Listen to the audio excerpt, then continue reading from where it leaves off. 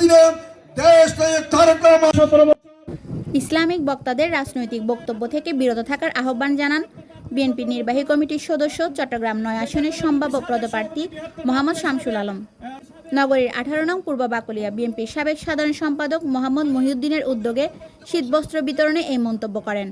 এই সময় তিনি আরও বলেন, জনাব আজহারী সাহেব যে রাজনৈতিক বক্তব্য রেখেছেন উনি ইসলামিক বক্তা, উনি ইসলামিক বক্তা হিসেবে ইসলামিক যেগুলি বলার সেগুলি তো বলবে। এখানে অন্য কোনো দলকে এত ছোট খাটো করে দেখাটা উচিত মনে করি না।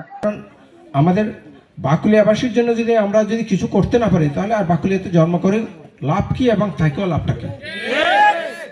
বিএনপি যখন নির্বাচনে যাবে, যখন আল্লাহর রহমতে আপনাদের সকলের মূল্যবান ভোট দিয়ে বিএনপিকে জয়যুক্ত করবেন, ইনশাল্লাহ আমরা ইচ্ছে আরো অনেক বেশি কিছু করার আশা রাখি। শীতবস্ত্র ও সাংস্কৃতিক অনুষ্ঠান সঞ্চালনায় ছিলেন ১৮ নং ওয়ার্ড বিএনপির যুগ্ম সম্পাদক সাইফুল ইসলাম নীরব। এই সময় তৃণমূল নেতাকর্মীরা বিভিন্ন সময় নির্যাতনের কথা তুলে ধরেন। একটা কথা বলি, আমার সাথে আপনারা বলেন, আমরা সুখে দুঃখে যাকে পাই সে আমাদের সবসময়, সুখে দুঃখে যাকে পাই সে আমাদের সবসময়, সুখে দুঃখে যাকে পাই সে আমাদের সবসময়। ধন্যবাদ সবাইকে, আসসালামু আলাইকুম।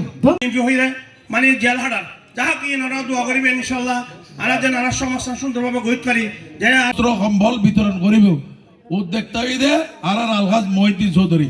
সুনাম নষ্ট হচ্ছে, সুতরাং আমি বলতে চাই দেশ নায়ক জনাব তারেক রহমান সাহেব যে ৩১ দফা ঘোষণা করেছেন, আপনাদের ওই চাঁদাবাজের কারণে, ভূমি ধ্বংসের কারণে, ডাকাতির কারণে সেই ৩১ দফা কোনোমতে আমরা ধ্বংস হতে দেব না।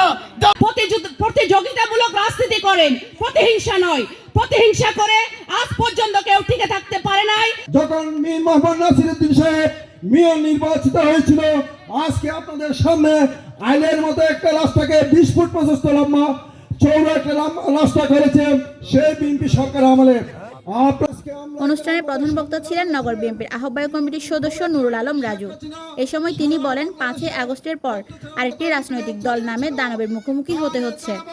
বাংলাদেশে যে গণতন্ত্রের বিরোধী হাসিনা, এই হাসিনার প্রেতাত্মা দেশ লুণ্ঠনকারী শেখ হাসিনার পতনের জন্য বরাবর রাজপথ থেকে আমাদের নেতাকর্মীরা রাজপথকে উত্তপ্ত করে রেখেছিল। যে হাসিনা বিরোধী আন্দোলনে ফ্যাসিস্ট হাসিনাকে পালাতে বাধ্য করার জন্য আমরা রাজপথে রেখেছি, ৫ই আগস্টের পরে আমরা নতুন করে আরেকটি দানবের মুখোমুখি। আজকে ১৮ কোটি মানুষের সামনে একটা মিথ্যাচার নিয়ে একটি রাজনৈতিক দল, সেটা জনগণের সামনে বলতে চাই তারাই নাকি একমাত্র বাংলাদেশের দেশপ্রেমিক দল। এতে আরও উপস্থিত ছিলেন ১৮ নং ওয়ার্ড বিএনপির সাবেক সভাপতি আব্দুল আল সগীর, নগর বিএনপির সাবেক প্রচার সম্পাদক মোহাম্মদ শাহজাহান সিরাজ, নগর বিএনপির সাবেক সদস্য আলী ইউসুফ, বিএনপির নেতা মোহাম্মদ মহিউদ্দিন সহ আরও অনেকে।